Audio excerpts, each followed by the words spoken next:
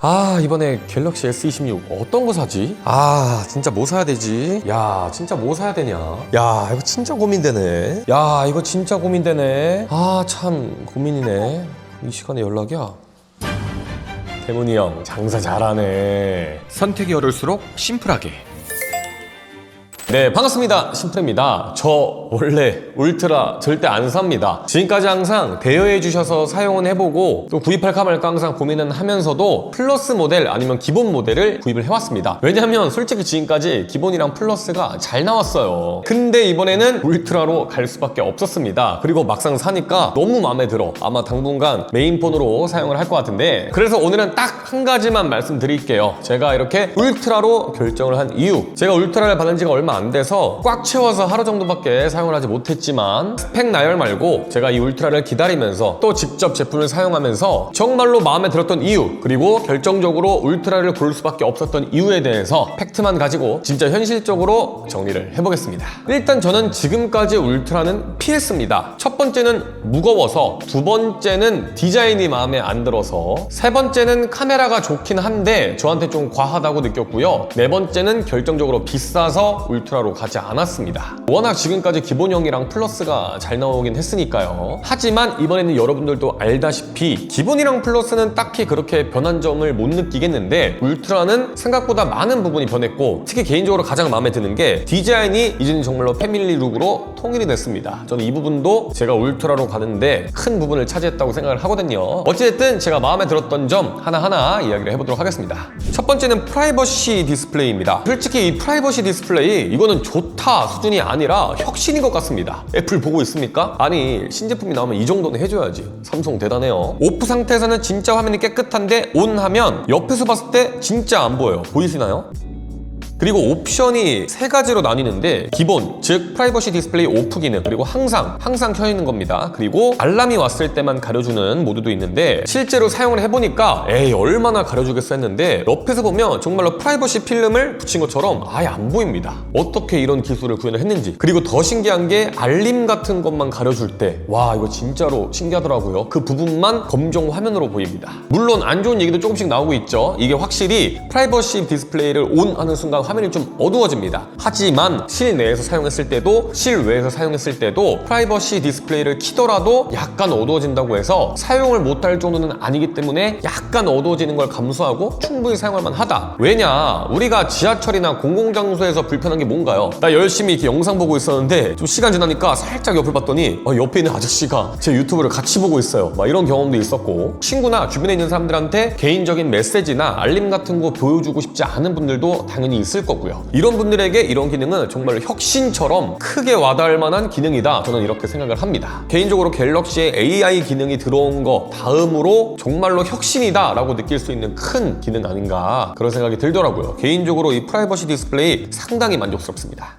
두 번째는 충전 속도인데요. 충전 속도 한번 테스트를 해봤는데, 제가 딱 제품 전원을 켰을 때 배터리가 완충이 돼 있을 줄 알았는데 한 60% 정도 되더라고요. 그래서 충전기를 껴봤는데 충전 속도 말도 안 됩니다. 또 제가 열심히 써보고 배터리를 바닥낸 후에 충전도 해봤는데요. 한 10분 정도 충전을 하면 30% 충전이 된다고 보시면 될 것 같고요. 30분 정도 충전을 하면 80%, 완충까지는 약 45분 정도가 걸리더라고요. 이게 왜 저한테 크게 와닿았냐면, 사실 저는 지금까지 울트라를 썼을 때 배터리 용량은 큰데 충전 속도는 인상적이지 않다, 이런 선입견이 있었습니다. 근데 이제는 배터리 용량도 큰데 충전 속도도 빠르다라는 이미지가 좀 생긴 것 같아요. 그리고 저 같은 경우는 카메라로 촬영을 하지만 핸드폰을 이용해서 서브캠으로 사용을 하거나, 또 핸드폰을 이용해서 제품 사진이나 영상을 찍을 때가 많은데, 그때 배터리가 다 닳았을 때 충전기 꼈다가 하염없이 기다리면 조금 스트레스 받거든요. 근데 이 제품은 10분 정도만 충전을 해도 충분히 촬영할 수 있는 배터리 잔량까지 충전이 되니까, 야, 이게 진짜로 배터리 충전 속도가 많이 개선이 됐구나 라는 것들을 체감할 수가 있었습니다.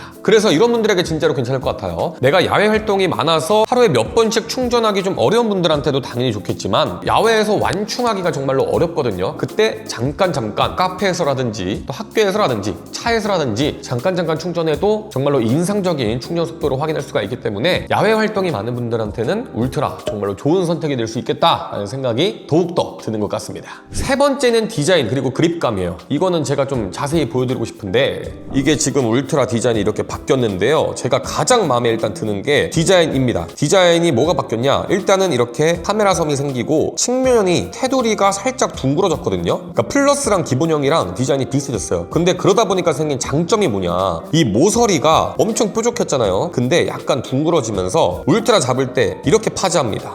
여기가 눌린단 말이에요. 지금까지 울트라는 오래 사용하면 저는 여기가 너무 아파요. 기분이 나빠요. 근데 이게 약간 둥그러지면서 그립감이 많이 개선이 됐습니다.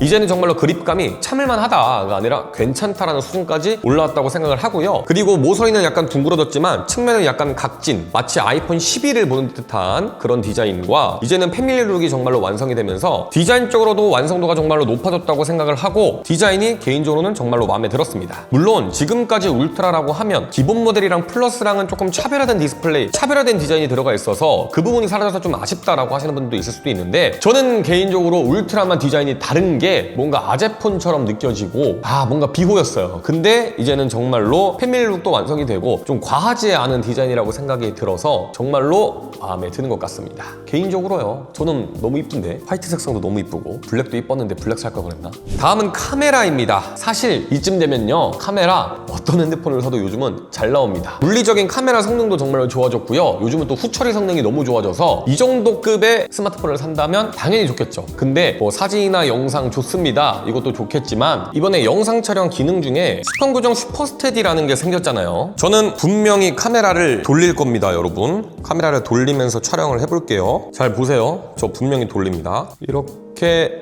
돌리면서 카메라로 가보겠습니다. 이렇게 돌렸거든요. 근데 결과물을 보시면 화면이 안 돌아갑니다. 신기하죠?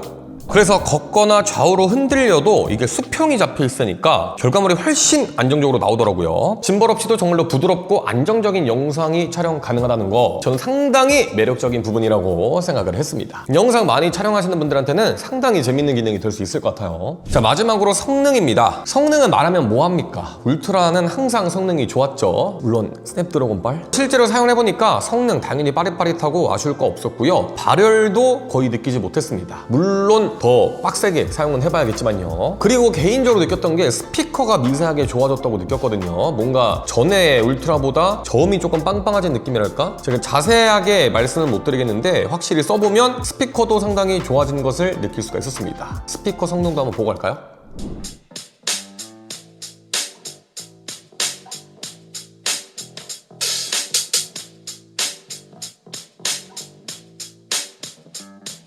마지막으로 정리하면 울트라 이번엔 갈 수밖에 없었다. 저는 원래 기본이랑 플러스를 많이 선호하는 편이었습니다. 개인적으로 어떤 제품을 구입하든 좀 가성비를 중요시하게 생각하는 편이어서 기본 모델과 플러스 모델이 항상 잘 나왔다고 생각을 해서 저번에는 플러스 또 저번에는 기본 모델을 구입했던 기억이 있는데 이번에는 울트라만의 매력 포인트가 너무나도 명확했습니다. 밖에서 스마트폰 자주 쓰는 사람한테 너무나 만족스러울 프라이버시 디스플레이, 충전 스트레스 자체를 줄여준 미친 충전 속도, 또 울트라 치고 정말로 많이 다듬어진 그립감과 또 많이 이뻐진 디자인, 또 영상 만드는 사람 기준으로 체감되는 여러 가지 카메라 기능들까지. 그래서 저는 개인적으로 정말로 짧게 사용을 했지만 울트라 정말로 마음에 들더라고요. 그리고 사실 제가 아이폰을 사용하기 전에 항상 사용했던 게 갤럭시 노트인데 야, 이게 얼마 만에 느껴보는 이 갤럭시 노트 감성인지 앞으로 한동안 정말로 행복하고 즐겁게 이 울트라를 사용하지 않을까 싶습니다. 그리고 사실 제일 중요한 게 기본형이랑 플러스는 전작이랑 뭐가 바뀌었는지 잘 모르겠어요. 구입할 만한 메리트가 저한테는 딱히 없었다. 다만 오늘은 첫인상이라 뭐 성능이나 배터리, 카메라 등등 좀 딥한 사용기는 또 다음 영상에서 말씀드리는 걸로 하고요. 혹시나 울트라에 대해서 궁금하신 점 있으신 분들은 댓글에 남겨주시면 제가 또 자세히 써보고 전해드리도록 할 테니까 궁금한 점 있으시면 댓글 마구마구 남겨주시면 정말로 감사할 것 같습니다. 아무튼 오늘은 제가 이번만큼은 울트라를 선택한 이유에 대해서 짧게 이야기를 해봤는데 조만간 또 롱텀 사용기로 돌아오도록 할 테니까 구독과 좋아요 부탁드리고 오늘 영상이 갤럭시 S26 시리즈 어떤 모델을 사야 할지 고민하셨던 분들에게 조금이나마 도움이 됐다면 구독과 좋아요 눌러주시면 정말로 감사할 것 같습니다. 오늘 준비된 영상은 여기까지고요. 선택이 어려울수록 심플하게 저는 다음에 또 좋은 영상으로 돌아오도록 하겠습니다. 지금까지 저는 심플이었습니다. 그럼 안녕. 근데 이번 울트라는 진짜 마음에 든다.